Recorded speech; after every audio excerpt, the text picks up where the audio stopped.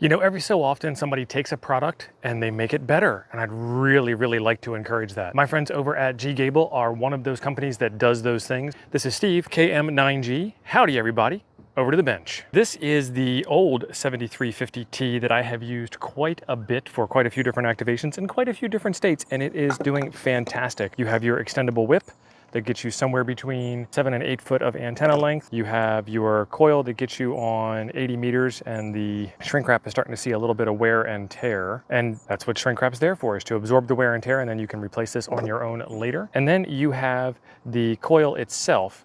Release the bit on the bottom and you can slide it in and out. But this is the old version, and the old version has this sticker on it, and you can see that this sticker is starting to get a little interesting with all the use that I've been doing. So they have fixed it.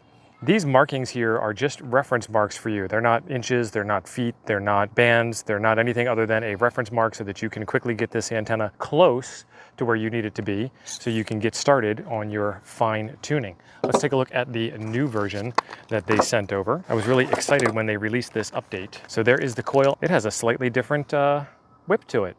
So it's actually just a little bit longer. That might just be some manufacturing variances. Let's take a look at opening that up and see if there are any difference in length. All right, here are the two whips side by side. So no tricks up my sleeve. They're at the same point at the bottom, and we're gonna walk all the way up to the top.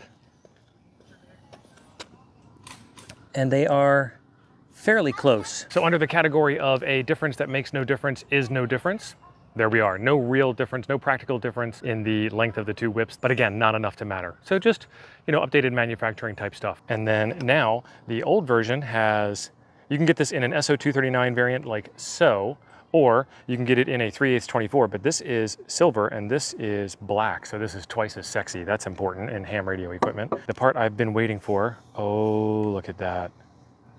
Oh, that is sweet. So this is etched, laser engraved into the anodized coil here. So this will be a little bit less resistant to what happened to the sticker.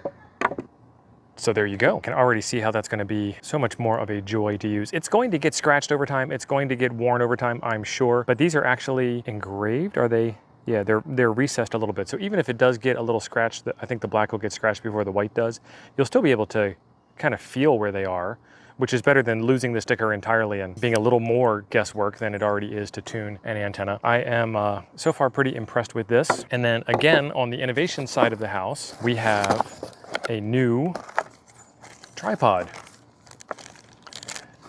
And one of the things that you'll notice about this tripod here is that there are little screw holes in the sides of the adapter. So this is PL259 on one side and 3/8 24 with some screw holes. I bet you all know what to do when you see some screw holes like that. We get a little kit here, a little baggie full of stuff. And inside our baggie full of stuff, there are some screw-in posts and some ring terminal adapters, and a little 3/8 24 to 1/4 20 for camera mount. So you can actually use this tripod as a camera tripod in addition to being an all-around ridiculously versatile antenna tripod. All right, in the box we also have the SO239 mount, and it also has the radio connections. And then we have this bag with all the magic in it. And inside this bag is the tripod itself. So you fold these over, and now you've got yourself a tripod. But this doesn't look like it's a very useful tripod at this size, does it? So we need to figure out what to do with it. Well, that's where it really works out pretty well. You take this and you give it a twist, and you can extend it out. Let's go get this thing set up and show you.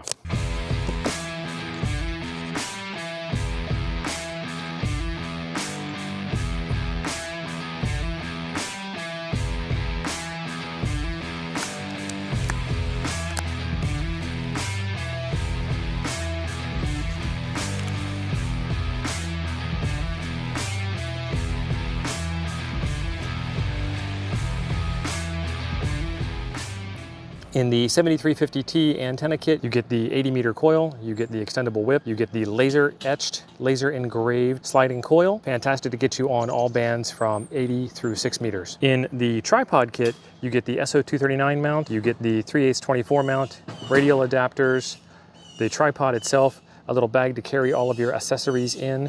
Inside of this bag, I still have the ring terminals to work with the counterpoise mounts, and you get a camera stud. I actually use this camera stud quite a bit. This is 3/8 24 on this side, and it will screw into the 3/8 24 antenna mount at the top.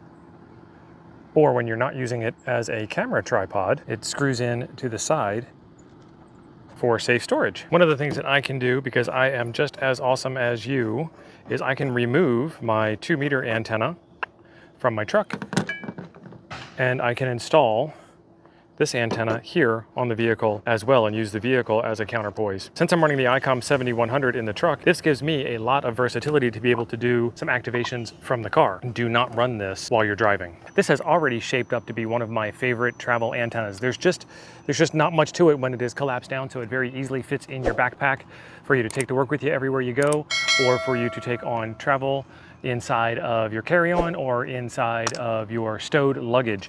And it works very well for how small it is. There are better, bigger antennas, but for the power that this thing packs into its little tiny size, it is hard to beat. This is my go-to for quick activations. For a quick video on how to tune sliding coil antennas, I will leave a link up above for you. One of the things that I need to find is a go bag on how to get this thing stored up. The one that I have been using is my little green stuff sacks, and it's got a hole in the bottom where stuff is peeking out. So I need something a little more durable because of how much use this thing is getting. If you guys can think of anything that would help out, let me know in the comments down below. There will be links to all of this stuff in the description down below. There's a video right over here I think you'll enjoy next. Thanks for being awesome. I'll see you over there.